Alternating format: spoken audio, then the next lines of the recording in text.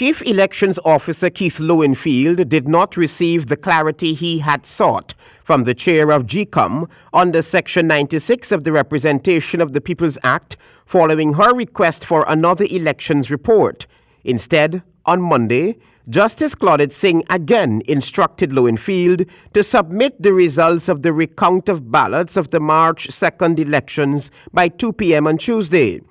Singh has effectively set aside the declarations of the returning officers of the 10 electoral districts and has instructed Lowenfield to produce a fourth elections report, which will pave the way for a declaration.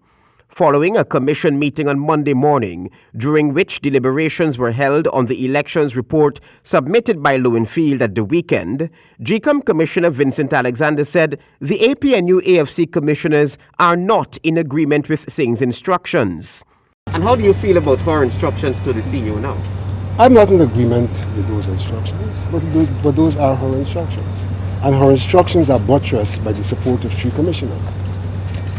Could you say what the CEO has said in all of this when that request was made? He's been patently silent. And what do you make of that silence?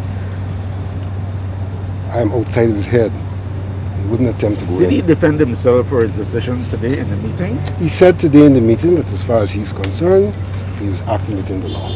People's Progressive Party Elections Commissioner says Gunraj also confirmed that the GECOM chairman scrapped the 10 declarations. Gunraj, while speaking to the press, will only say that he is hopeful Lowenfield complies with the chairman's instructions. However, I am hopeful that given these very definitive positions as are adumbrated by the ruling of the chairman, I am grateful that we are here, and I can only see us resolving this in as quickly and timely a manner as possible. Based on the meeting, clarification, do you think Mr. the CEO Gunraj? left with an understanding of what the chairman asked for today? I didn't get that. Can you Based repeat? on your interaction today, did the CEO left with an understanding of what the chairman was asking? Directed him? I don't believe that it requires any or it poses any ambiguity. My repetition of what has transpired in there, I believe all of you who have just heard me would understand that the CEO is directed by the chairman to prepare a report of the March 2, 2020 elections using the figures that are generated from the recount exercise as are contained in the certificates of tabulation that were generated from that exercise.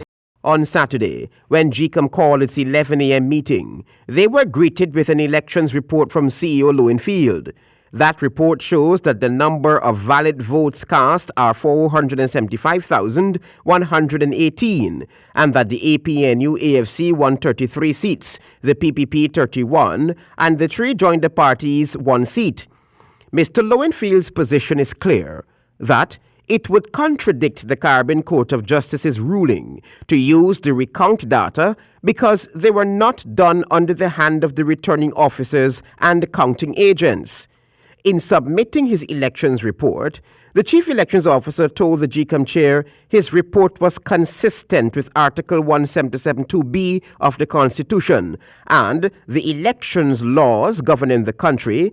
Lowenfield said, "It is my understanding that Article 177(2)(b) of the Constitution affords the technical officer the right to advise the chairman of the elections results that ought to be declared. In this regard, I have prepared and submitted the results of the general and regional elections in accordance with my statutory and constitutional duties and all applicable laws," Lowenfield said in a signed letter to Justice Singh.